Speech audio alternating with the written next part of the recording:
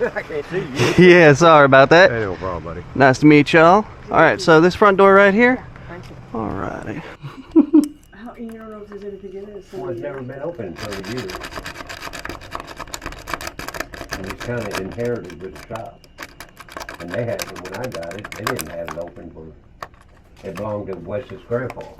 He never had it open. Not grandpa, Wes's dad.